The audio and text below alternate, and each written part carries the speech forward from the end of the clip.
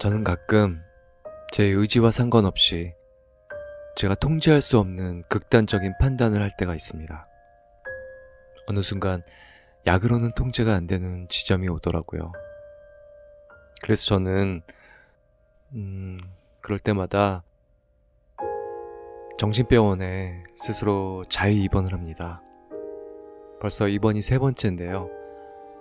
조금 이상하게 들리실 수도 있겠지만 오늘은 제가 왜 매년 한 번씩 그 선택을 반복하고 있는지 솔직하게 말씀드리려고 합니다. 여러분, 혹시 우울감 때문에 이런 생각 해보신 적 있으신가요?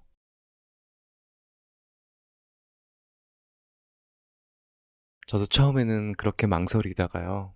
그래도 그냥 감기 걸렸다 생각하고 한번 가보자 했거든요. 근데 정신과를 여러 곳 전전하다 보니 어느 순간부터는 굳이 가지 않아도 되겠다는 생각이 다시 굳어지고 있었습니다. 왜냐면 모든 의사 선생님께서 다 그러신 건 아니겠지만 제가 겪은 대부분의 병원은 상담보다는 약 처방에 더 무게를 두고 계시더라고요. 그래서인지 어느 순간부터는 병원을 간다는 게 이게 치료라기보다는 그냥 무의미하게 약만 받아오는 거 아닌가 느껴졌거든요. 그러다 우연히 결정적으로 제 병의 방향을 바꿔주신 너무 좋으신 선생님을 만날 수 있었는데요.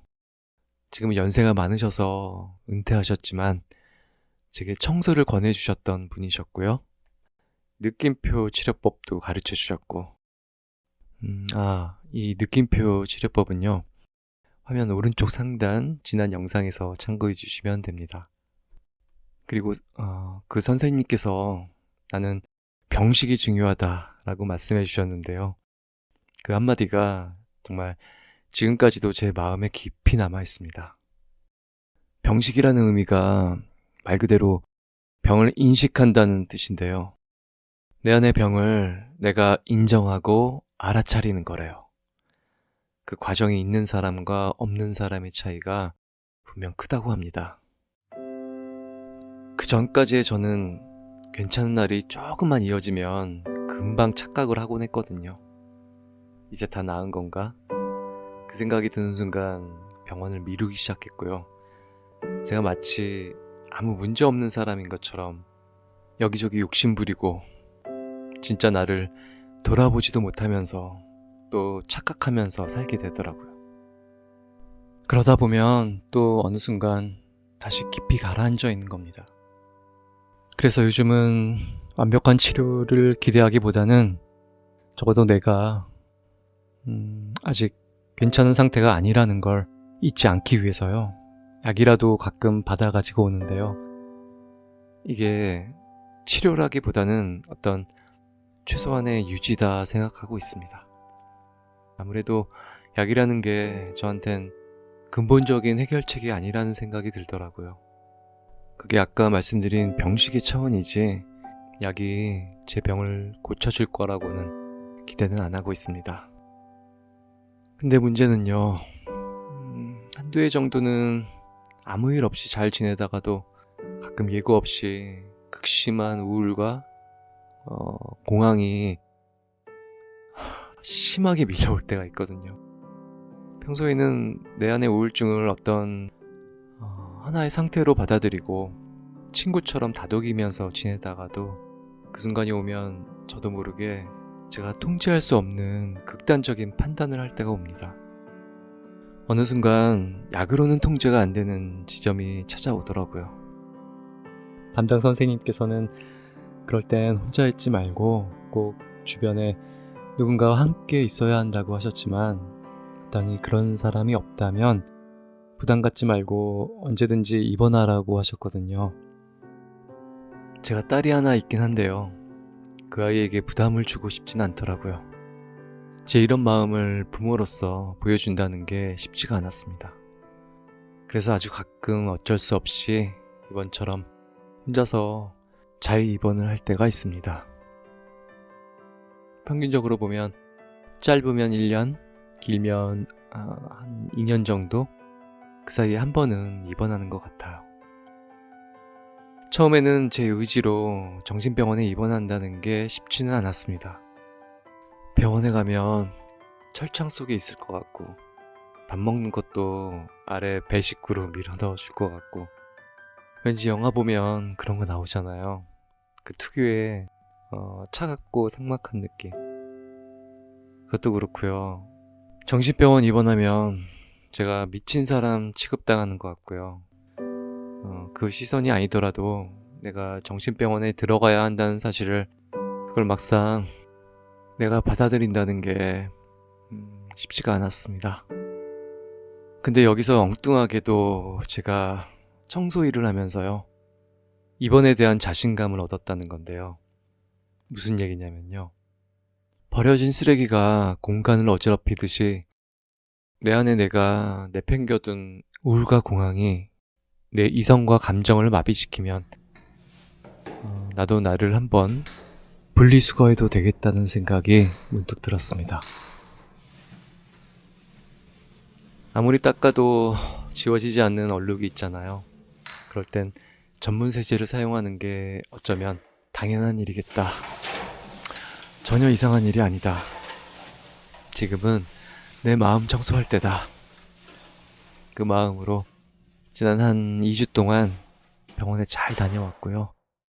물론 지난 그 2주라는 골든타임이 제 병을 뿌리 뽑기에는 턱없이 부족한 시간이었지만 적어도 내 생각이 극단적인 충동으로 흘러가는 걸 멈춰서 세워준 어떤 긴급정비로서는 충분히 의미 있게 시간 잘 보내고 온 것 같습니다.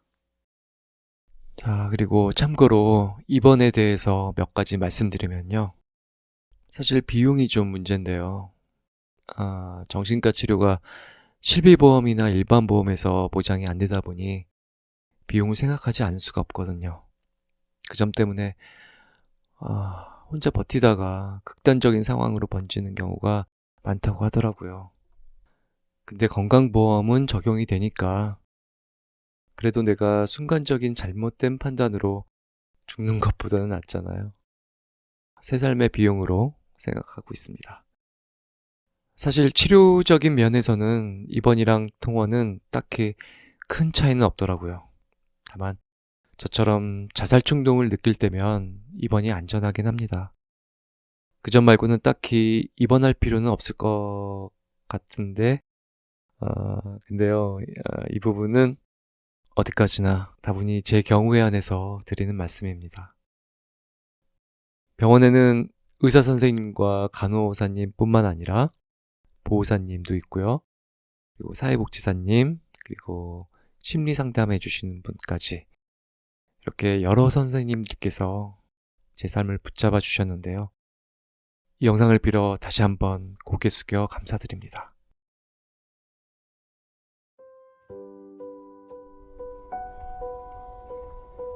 퇴원하고 나서 집으로 가는 길입니다. 날씨가 너무 좋죠. 버스에서 내려서 천을 따라 걷고 있는데요. 자전거를 타고 지나가시는 분들이 눈에 들어왔습니다. 문득 내가 마지막으로 자전거를 탔던 게 언제였지?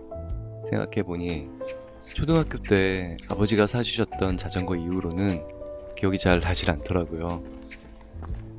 더 늦기 전에 자전거 다시 한번 타보고 싶다는 생각이 들어서 오늘은 당근에서 받은 자전거 하나를 사러 가는 길입니다. 가격은 5만 원에 올라온 자전거인데요. 사진으로 봤을 때랑 다르게 실제 만나보니까 이 아이 아픈 데가 많더라고요. 브레이크도 제대로 잡히지 않고 스탠드도 불안정하고 기어 변속도 고장나 있고 많이 아파하는 것 같아서 제가 유기견 입양하는 마음으로 조심히 데리고 왔습니다. 여기저기 불안한 게 딱 저를 보는 것 같더라고요. 그래도 5만 원이면 수리비용 감안해도 싸게 잘 산 것 같습니다. 이것저것 손볼 게 좀 많아서요. 집 앞 근처에 있는 자전거포에 들렸는데요.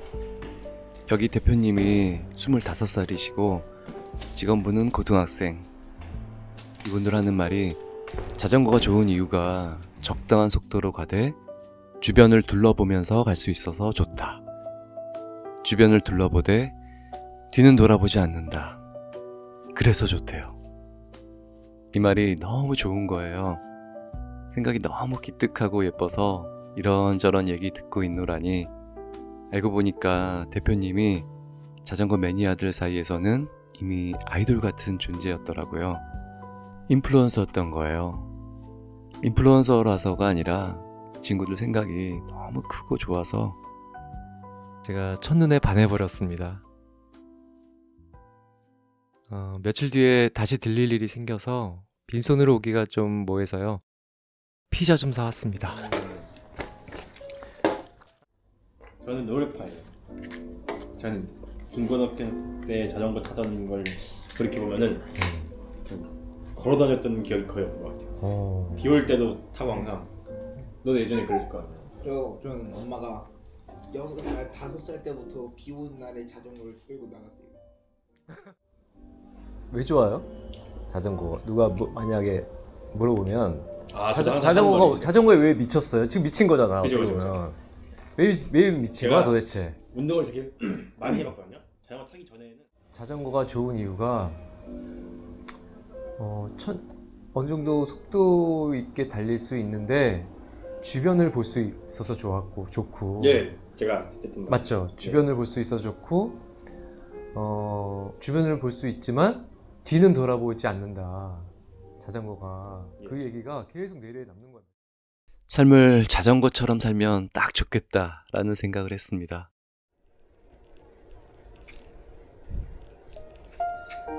자전거는 느리더라도 페달을 내가 밟는 만큼만 정직하게 앞으로 나아갈 수 있잖아요. 아까 들은 얘기처럼 자전거는 적당한 속도로 가되 천천히 주변을 둘러볼 수 있어서 좋고요. 앞을 보고 주변을 보지만 웬만하면 뒤는 돌아보지 않습니다. 페달을 밟는 그 리듬이 답답했던 내 호흡을 정리해주고요. 그렇게 계속 페달을 밟고 있으면 혼탁했던 마음은 어느새 차분히 가라앉아 있습니다. 계속 눈에 들어오는 다른 풍경들은 마치 저한테 이구동성으로 이제 괜찮아 라고 말해주는 것 같더라고요. 지금 이 속도도 얼마든지 충분하다고, 이런 삶도 꽤 괜찮다고, 멈추면 쓰러지기 쉽지만 한 스텝 한 스텝 자기를 밟아주기만 하면 언젠간 너를 목적지에 데려다 줄 거라고. 중요한 건 속도가 아니라 너의 호흡이라고 분명히 들었습니다. 그래서 우울증이라는 제 안의 고인물을 아주 천천히 자전거 페달 밟듯이 불려보려고요. 마침 타고 다니던 오토바이가 여기저기 아파해서요. 이참에 배달도 자전거로 한번 해보려고요. 물론 돈은 그만큼 안 되겠지만 대신 무릎을 얻지 않을까 싶습니다. 사실 그동안 청소하러 다닐 때는 일부러 웬만하면 뛰어다녔거든요. 걸으면 생각이 많아져서요. 이젠 조금 거리가 있는 곳은 자전거로 다니면 될 것 같습니다. 근데 며칠 전에요. 제가 그날도 청소하러 가면서 뛰고 있었는데 어느 식당 앞에서 담배를 피우시던 분들이 제가 급하게 뛰고 있으니까 저를 보더니 묻더라고요. 대리운전이세요? 아마 본인들이 부르신 기사인 줄 아셨나 봐요. 근데 제가 뭐라고 그랬냐면요. 저도 모르게 네! 라고 했어요. 제가 대리운전을 오래 했어가지고 반사적으로 입에서 튀어나오는 거예요. 네! 니요? 죄송합니다. 하고 바로 돌아섰는데요.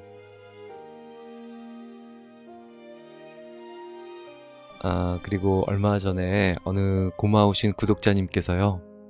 제게 좋은 노래 하나를 추천해 주셨는데요.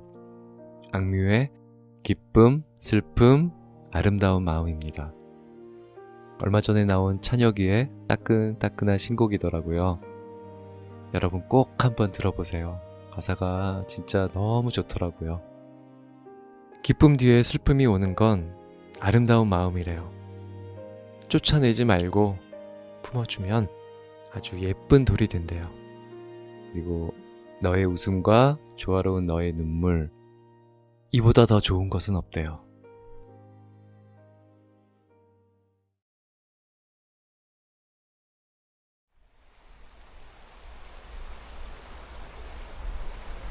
여기서 잠시 내려서 숨 한번 고르시고요.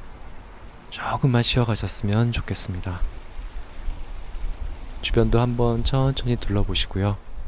하늘도 한번 올려다 보시고요. 오늘도 너무 수고 많으셨습니다. 오늘 영상은 여기까지 할게요. 여러분은 저처럼 아프지 마시고요. 꼭 건강하세요. 이건 넘어짐이 아니야 그저